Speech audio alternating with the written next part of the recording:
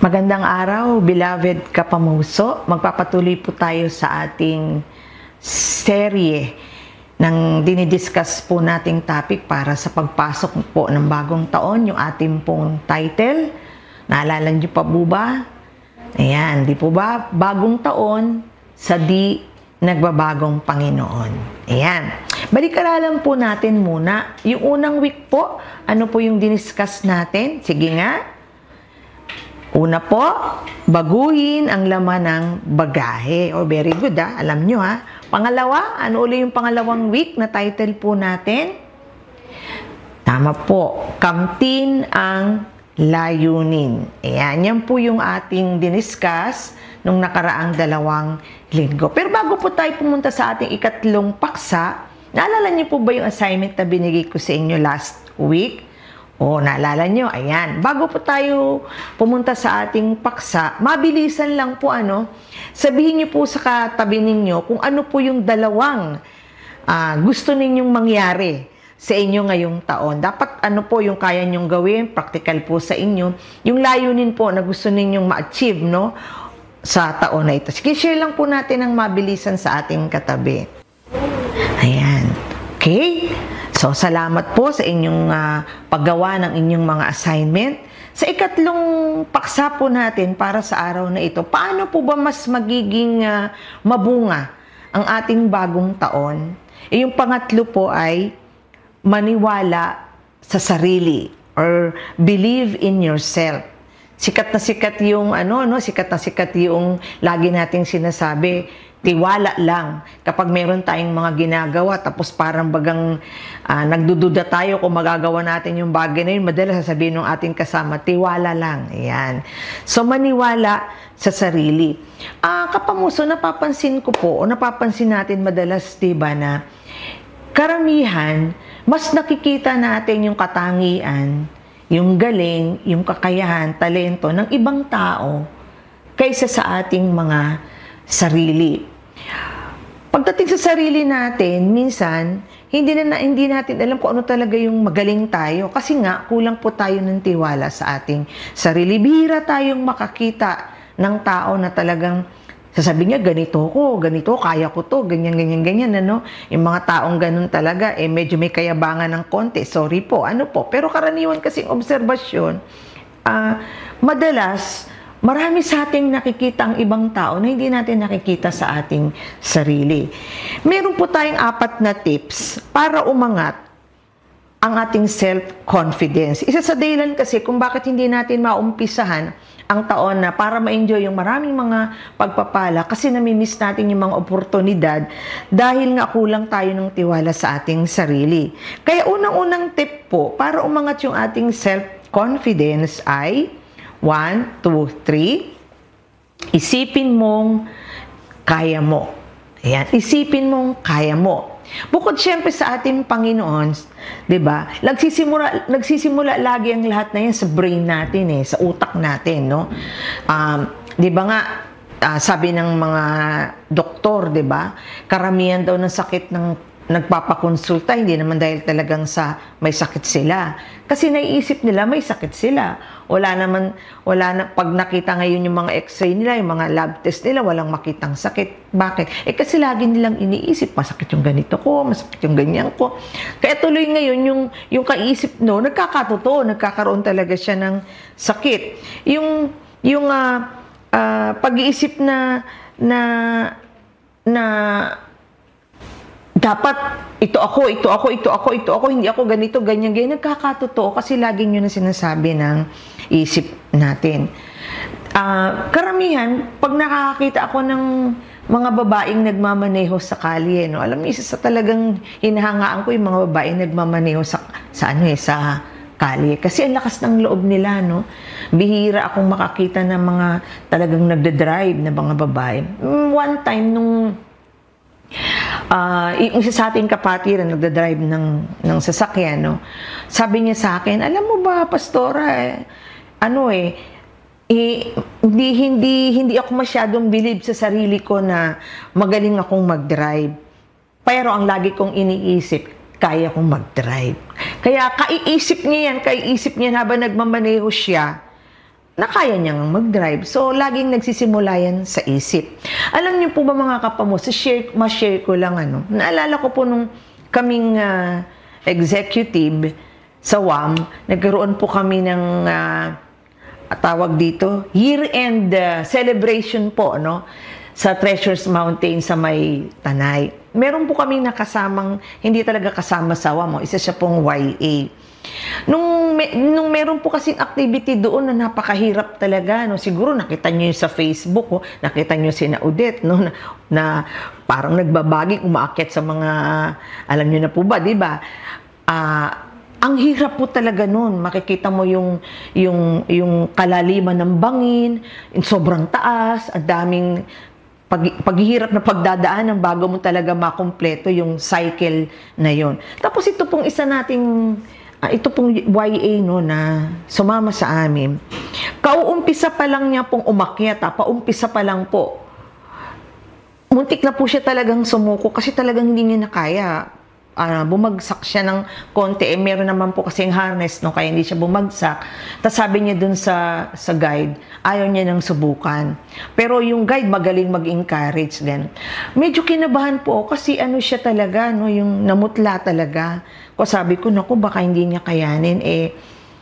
Ang nakakatuwa po talaga, pinilit niya pa rin tumayo at umpisahan yung cycle na yon. Sabi niya sa aking, yung nagkukwento na siya sa akin, nung bandang na siya, malapit na siyang matapos, isang cycle na lang, isang na lang.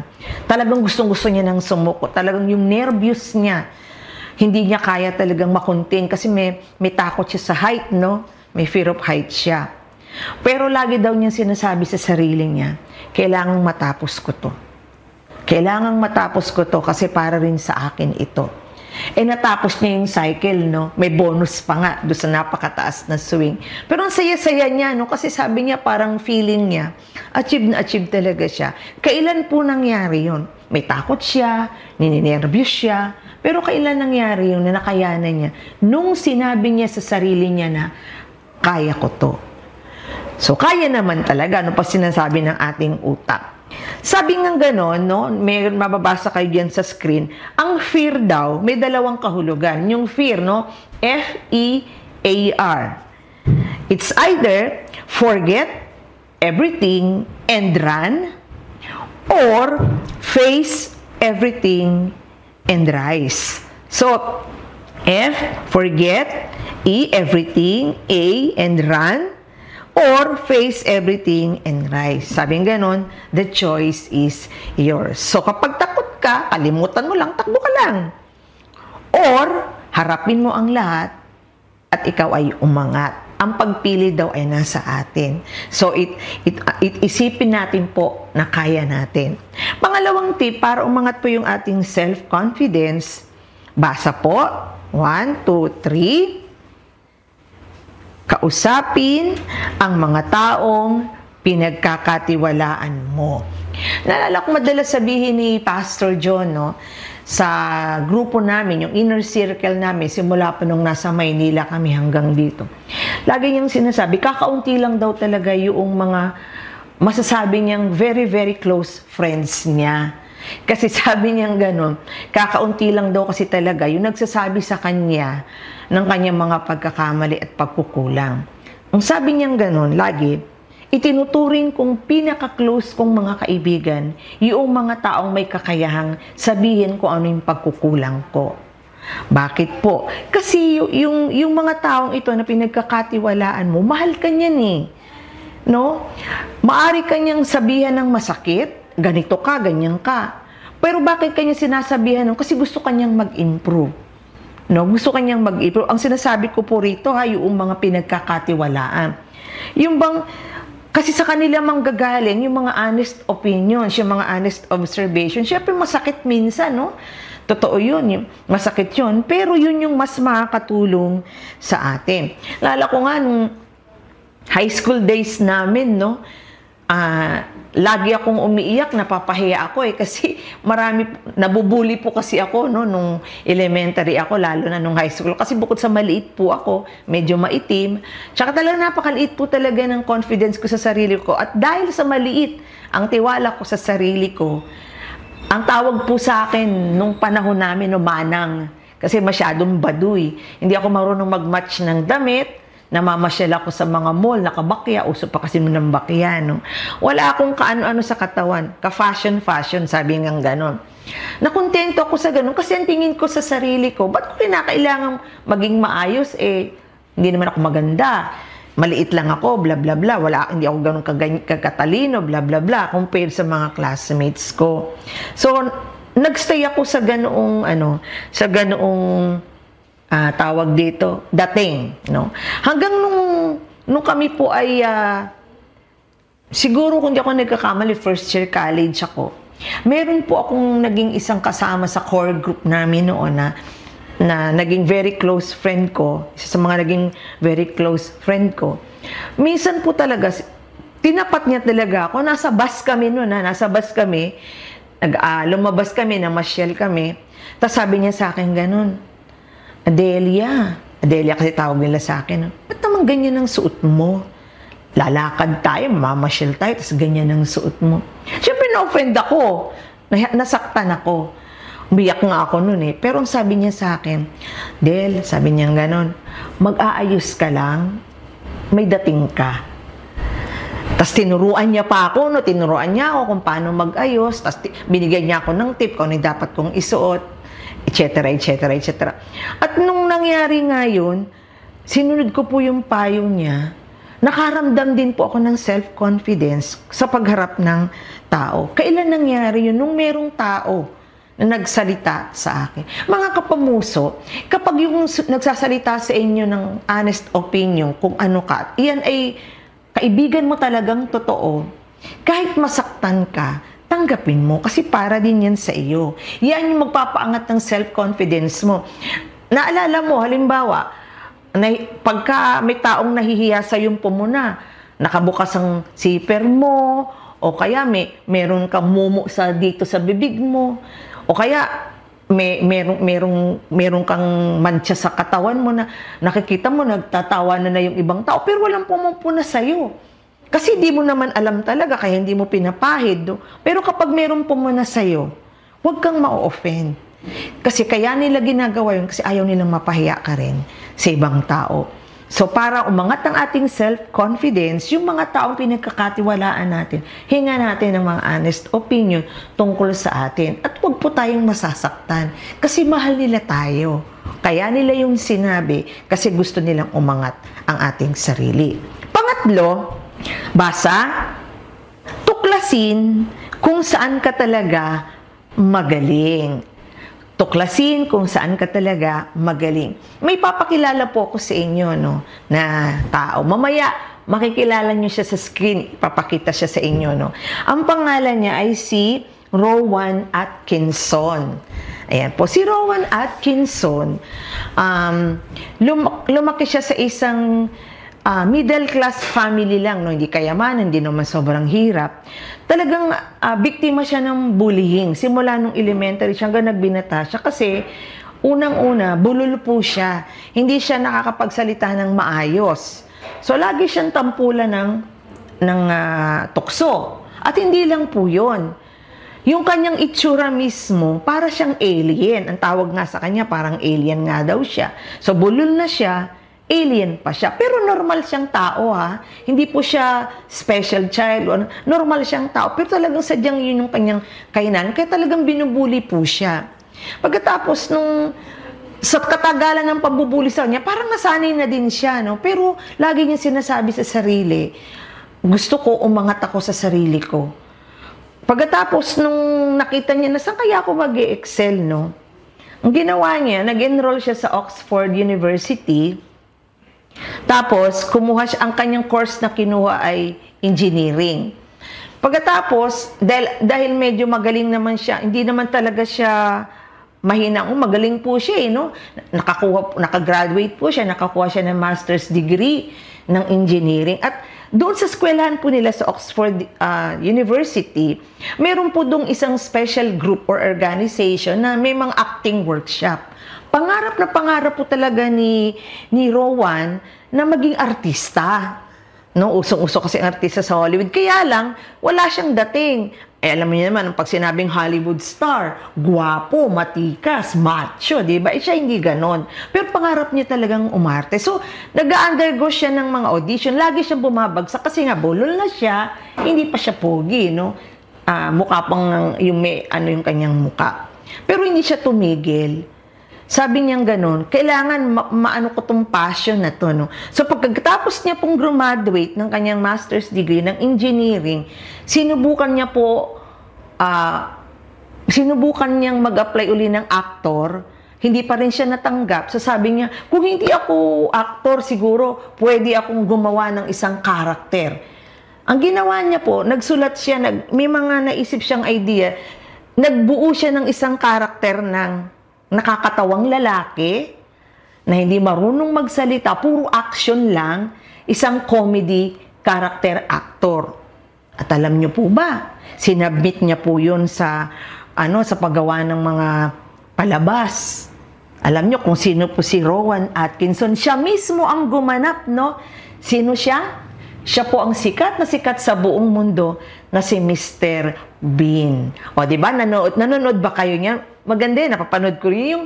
Yung comedy siya, no, na hindi siya nagsasalita, puro action lang, no? Nakakatawa siya. Pero isipin nyo, master's degree pala ang graduate niya, no, ng engineering, bigating tao pala yan, no? Kasi misa pag tinitingnan natin, parang eng-eng, no? Pero hindi pala. Magaling pala siya. Pero alam niyo po ba, yung nakita niyang skill niya, yun yung talagang minaster niya at doon siya sumikat. Natupad pa yung pangarap niya na siya mismo ang gumanap na bida doon sa karakter na ginawa niya. So bakit? Kasi alam niya, hindi siya kagwapuhan, hindi siya marunong magsalita, pero meron siyang kakayahan na wala ang iba. Kaya tayo frustrated minsan, mga kapamuso. Hindi kasi natin nagagawa yung gusto natin kasi pinipilit kasi natin yung isang bagay na hindi naman talaga para sa atin. Kung saan tayo kung ano yung talagang meron tayong katangian na alam natin doon tayo magaling, yun yung i-develop natin, yun yung i-pray natin na doon tayo magkaroon ng passion. Wag na nating kainggitan yung iba, yung ano ba yan?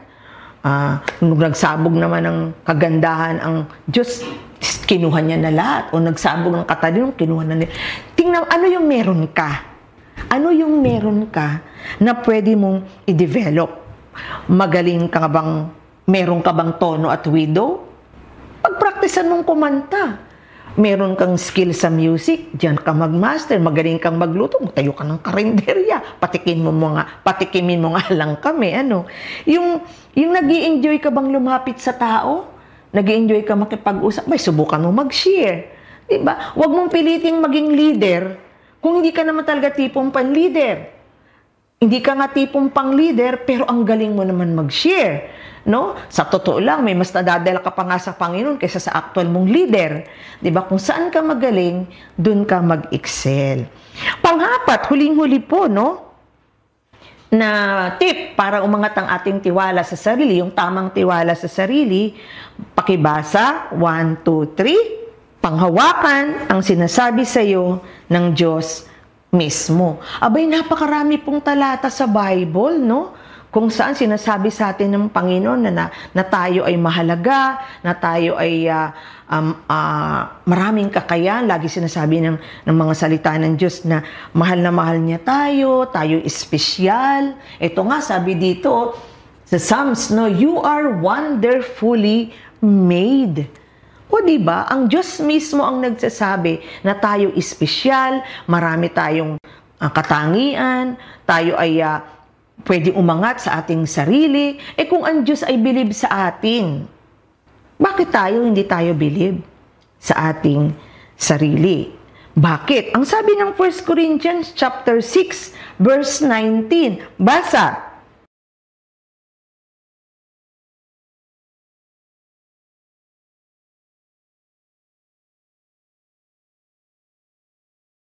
O di ba? Mga kapamuso, bakit natin dapat panghawakan ng sinasabi ng Diyos? Unang-una may Holy Spirit. May Holy Spirit tayo na nagbibigay ng kakayahan sa atin. Hindi naman tayo aasa sa sarili natin, no? Tatandaan natin mga kapamuso, ha? Tamang magtiwala sa sarili. Pero, kasabay ng pagtitiwala sa sarili ang pag-asa sa banal na Espiritu na siyang gumagawa sa atin.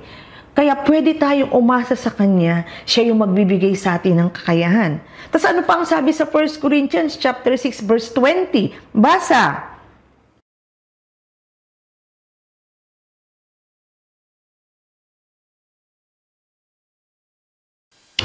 Yun. O di ba hindi lang tayo mayroong banal na spirito? Sabing ganun, para maging buo ka at maging kapaki-pakinabang. Para maging buo tayo, maging kapaki-pakinabang tayo, buhay ni Jesus ang naging kabayaran. O isipin nyo, hindi lang yung salvation natin, ano? Buhay ni Jesus ang naging kabayaran para ano daw ang purpose? Para maparangalan ang ating Panginoon. Binili niya tayo sa isang mahal na halaga, hindi para mabuhay tayo para sa sarili natin. Mga kapamuso, balansehin lang po natin. Tama magkaroon tayo ng tiwala sa ating sarili, mag-excel tayo sa kung ano meron tayo. Pero tatandaan po natin, may purpose kung bakit meron tayong kakayahan. Meron tayong talino at galing at talento. Kasi para maparangalan ang Diyos. Mas makakapaglingkod tayo sa Panginoong Jesus kung tayo ay merong tamang tiwala sa sarili. Kasi magiging matapang tayong harapin lahat ng mga pagsubok, harapin lahat ng mga negative issues pag tayo ay magpapagamit sa Panginoon para maparangalan siya. So, ang purpose ng Panginoon para magkaroon tayo ng tiwala sa sarili natin, lagi pa rin para maparangalan ang Panginoon. Amen. Praise God. Isa daw pong college girl graduate siya. Nabasa ko po ito sa Facebook, no? Natuwa po ako, no? Isang college girl graduate na siya. Mahirap lang yung family nila pero ginapang po ng tatay niya ang kanyang pag-aaral. Pagkatapos ng graduate na po siya, sabing ganun sa kanya nung tatay niya, "Anak, may regalo ako sa iyo. Pero ito ay matagal na ng unang panahon bata pa ako ang pag-aari kong ito. Sira na ito." Pinakita sa kanya nung tatay niya yung matagal na tinatago sa garahe na lumang-lumang sasakyan. So sabi niya, "Yan, pamamana ko sa'yo. Yan ang regalo ko sa'yo, pamamana ko sa'yo." Lumang-lumang sasakyan. So tiningnan nung anak na babae, luma na nga, hindi naman umaandar. Ba't ipinamana sa akin to sasakyan na to? Bago pa siya mag-isip ng negatibo, sabi nung tatay, dalhin mo sa downtown, sa palengke, tanungin mo kung magkano siya bibilihin. So, tinanong niya kung meron siyang kakilala siguro, in-appraise yung car, sabi nung bibili, ay ano lang yan, $1,000. So sabi naman nung tatay, $1,000 lang. Tapos sabi nung tatay, sige ngayon naman dalhin mo sa pawn shop, sa sanglaan. Try mong isangla yan kung magkano ibibigay sa'yo. Pagdating sa sanglaan, sabi nung lalaki, ay, lumang-luma na yung sasakyan na yun, wala na yung halaga. $100, bibiliin ko yan, sasanglain ko yan.